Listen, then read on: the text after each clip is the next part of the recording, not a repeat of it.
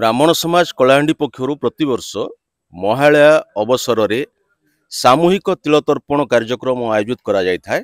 चलित वर्ष मध्य करा जाउची। आमे एई अवसर रे जेतिके ब्राह्मण देवता पहुंची से निजर पितृपुरुषों को तिलतर्पण करने सह दिवंगत समस्त अमर आत्मार सद्गति निमंते समस्त उद्देश्य एवं विशेष करी आम देशर सैन्य बाहिनी पुलिस बाहिनी जो माने देश रक्षा कार्य नियुक्ति हैला बेले देहांत होइचंती शहीद होइचंती सेही समस्त शहीद मानकर स्मृति उद्देश्य रे सेमानंक निमंते आमे सामूहिक तिलतर्पण करिथाउ एवं जगतर मंगल कामना करिथाउ। बंधु शास्त्र रे कहैछि पिता स्वर्ग पिता धर्म पिता ही परमं तपः पितरी प्रीतिमापन्ने प्रियन्ते सर्वदेवता।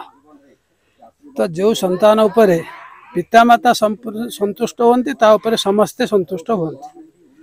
पिता माता को संतुष्ट न करी अन्य कौन देवता केवल संतुष्ट हेबे नाही। तेणुक यहाँ हूँ पितृपक्ष आ विशेषतः आम जो तिल तर्पण करुँ ये सारा विश्व को ब्रह्ममय देखा। ये पर्वत को दिखाई नदी को दिखाई गछ को दिखाई पशु को दिखाई पितृ मान को दिखाई देवता मान को दिखाई ऋषि मान को दिखाई समस्त को तिल तर्पण को दिखाई। तर्पण शब्दर अर्थ हूँ तृप्यते अनेन इति तर्पण जहा द्वारा अन्य माने तृप्ति लाभ करती संतुष्ट लाभ करती से हूँ तर्पण। तो आम केवल पितृ को नुह सारा विश्व को गोटे परिवार बोली मन करी जहाँ स्थावर जंगम ठू आरंभ कर समस्त को पशु पक्षी ठू आरंभ कर समस्त को तृप्त करने समस्त ठारे एक ब्रह्म दर्शन करने तर्पण विधि रही। आ विशेषतः कलाहांडी ब्राह्मण समाज पक्षर सब वर्ष ये अमावास्या दिन ये तिल तर्पण सामूहिक भाव में कराए।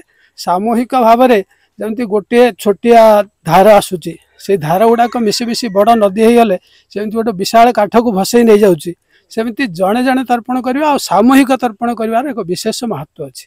समस्त जो सामूहिक तर्पणटा यहाँ समस्त भितर गोटे एक उन्माद सृष्टि करुच्ची।